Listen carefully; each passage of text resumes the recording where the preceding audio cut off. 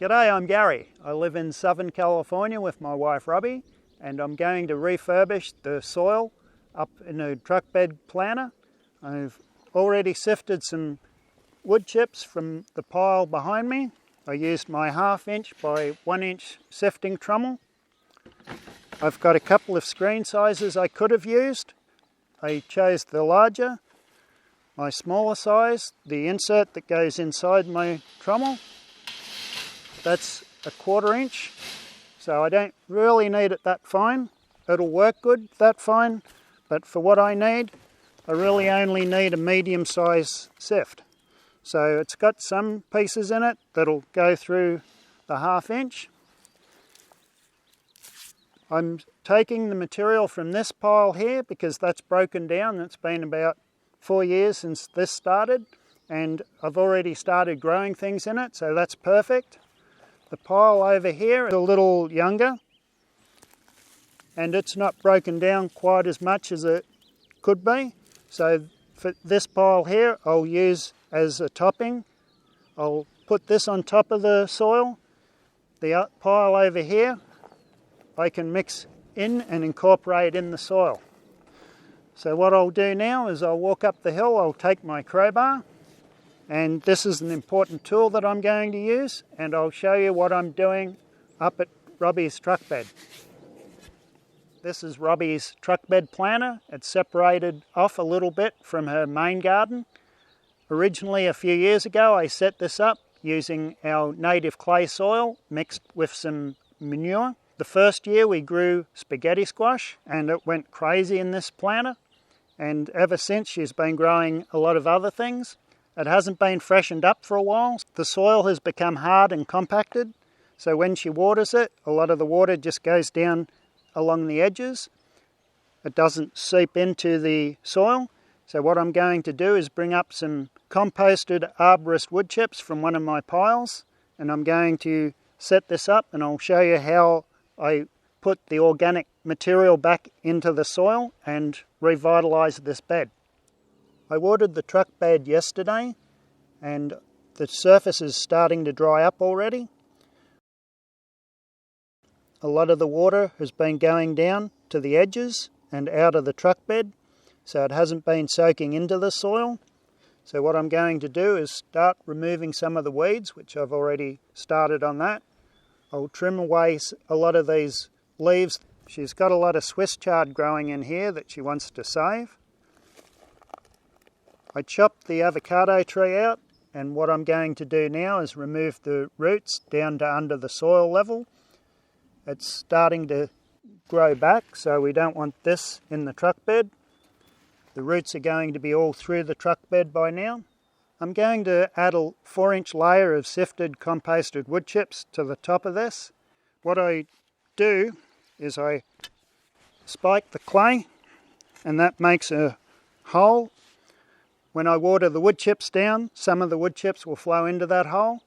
I've done it before with sand, and that's opened up the clay. So if you've got hard packed clay, this works pretty good. Once the wood chips get down there and the earthworms start moving in, they'll incorporate it all through the clay. So after a while, this will become nice, rich, fertile soil. So I'm just going to go around, maybe put some spikes every 6 inches or so. You could do this with a broad fork if you had one. I don't have a broad fork, but that's a useful tool if you were going to open up the soil on a large flat area. Because this is a confined space and I'm not going to remove these plants, I'm going to have to use the crowbar, but it's just a matter of going around and punching some holes into the clay, and eventually, once I've got enough holes in, I just have to bring in the wood chips and layer them across and water it in. Wood chips are fairly light, so they're easy to lift. It's just a matter of adding them into the truck bed.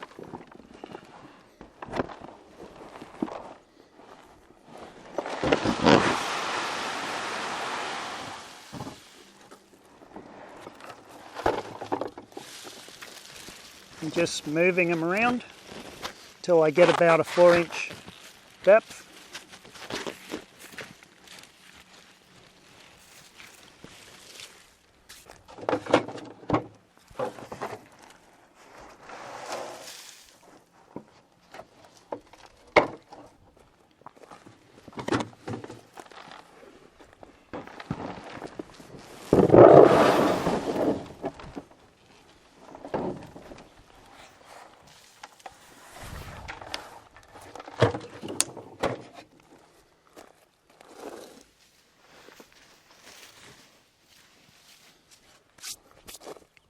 I think 3 trash cans should do it.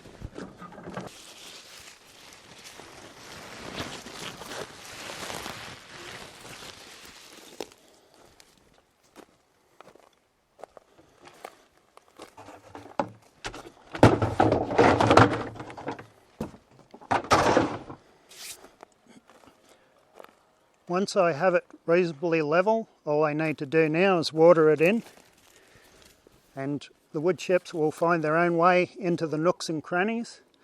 It doesn't have to be perfectly level. It's going to be level enough, and eventually it'll find its own level.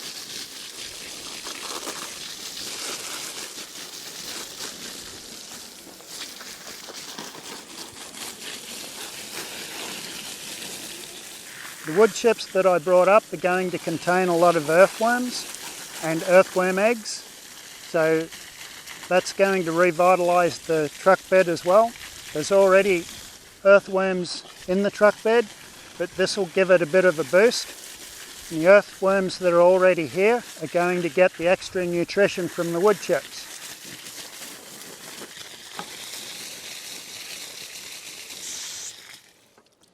Now I'm done.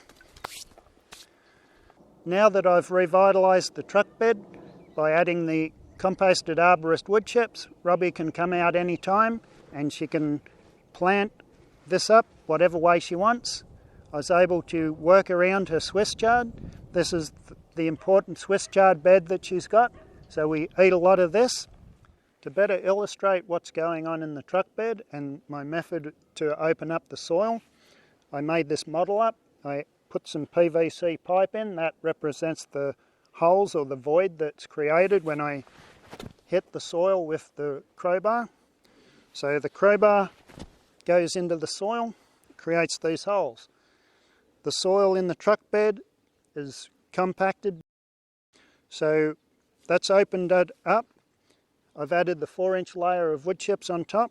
Now I'm going to water it in, but there's a couple of alternatives to do this. You could either rake it in, or you could use a brush or a broom.